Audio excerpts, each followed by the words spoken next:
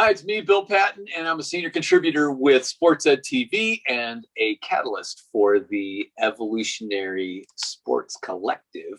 And I'm with master tennis professional David Smith, who is the author of High School Tennis Coaching Mastery and his other mastery books. And it's really a pleasure to be able to go through this with you, Dave. But we're going to talk in this video about closing practice, which is really an important thing because closure is a really important psychological concept. So putting an end to something well, but then also giving people something to take home in their mind with them. So what I do is I have my timers on my watch for everything, or, I'll have it on my phone that, there's an alarm going off telling me, okay, do the ball pickup so that you have the 3 minutes left at the end of practice to do the closure thing. So with 3 minutes left, everybody's at the basket and we go around and we say, all right, did you have fun today? Because sometimes it's not that fun. And I want to hear, did you have fun or not? And don't lie to me about it. If you didn't have fun, just say you didn't have fun. It's okay. But I want to know if they have fun or not. And I'm really looking at them to see if they're really sincerely telling me the truth or not. And if not, then I got to dig into that. Then what we do is we'll go around and we'll say, all right, tell me what your biggest takeaway was today, right? And it's okay if you have the same answer as somebody else. It's all right. But I want to kind of get 3 different answers. And then a funny thing happens. They'll say it, but they might not say it the right way. So that gives me a chance to clear something up. It's like, hey, great answer, and I just want to add a little something to that because, your answer, I like what you said, but the way you said it was maybe not as clear as it needs to be. So yes, that's true.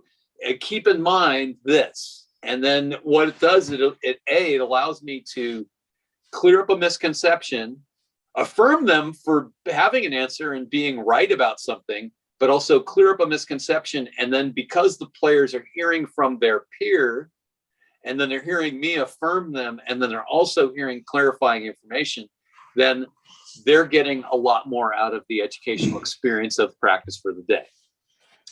I think and opening the door for them to be able to respond to a question or have an opportunity to articulate what they may feel or they learn, because others may be fearful of saying something just because they're not as comfortable speaking in a group setting, but they're like, yeah, that's what I was thinking too. But we always close our practices, as I mentioned earlier. Obviously, nobody goes home early.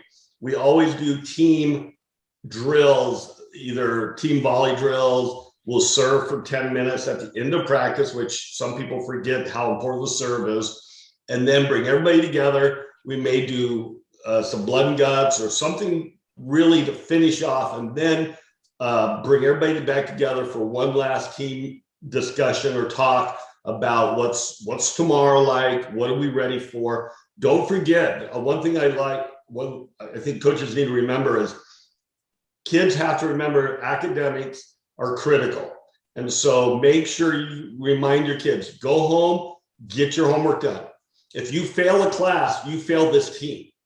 And if you fail this team, and you can't play when it's critical time, or you don't qualify for region or state because of academics, which we don't have that problem a lot with tennis, but occasionally, you need to remind those kids, it's part of the responsibility of being on this team to academically maintain their grades. So that's a little closure item as well to remind them, hey, go home and do a good job on your homework. Get a good grade in your class so that we don't have to worry about when the quarter ends and you're not eligible anymore because you got an F in the class. Right. So something like that. Just little things to remember what's important to you.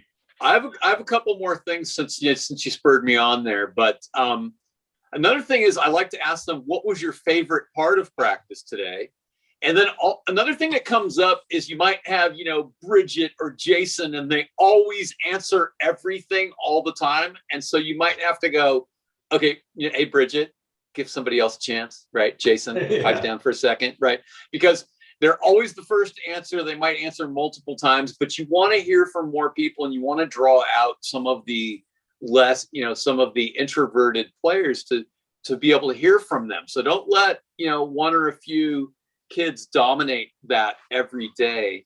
And then your thing about homework, when, this is part of the reason why I'm generally having 2-hour practices, but at some schools I've had 1.5-hour practices because those kids don't have the capacity to work for that length of time without being exhausted and then being worthless when they get home.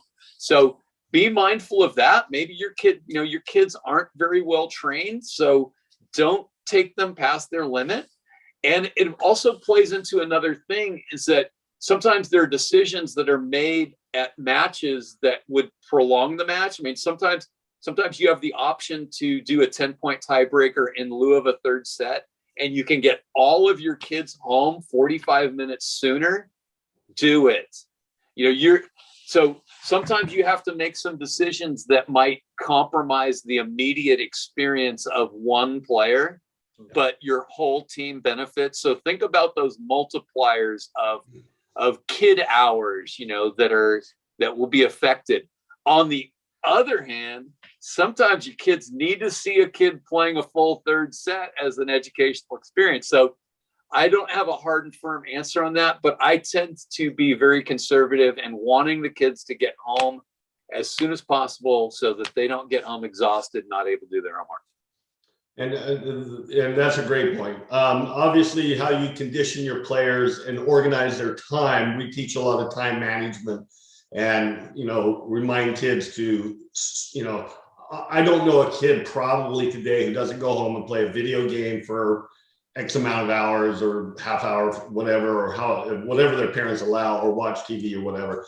So, I mean, I've never had that situation, but you got to be cognizant of it for sure. And the last thing I'll say is make your practices dynamic and fun, because you want those kids to want to be back the next day. And this video is just a short one of our warm-up, this extra warm-up, but we oftentimes will do it at the end of practice, where we do a Zumba class to music. And having music, and we haven't talked about this because I don't know if you do it, Bill, but we have big speakers that we hang on the fence. And during certain points, sometimes I don't want music because I want them to hear me or they're focused, but sometimes during a warm-up, the kids love it. It inspires them sometimes. And obviously doing something like this as a team brings them together as well. So those are some things that and we'll probably come up with a few more items as we go through this program that we do or we've seen other coaches do very successfully. So those are some of the things at the end of your practice that will help solidify them, keep them as a team, and make them want to be back the next day working that much harder.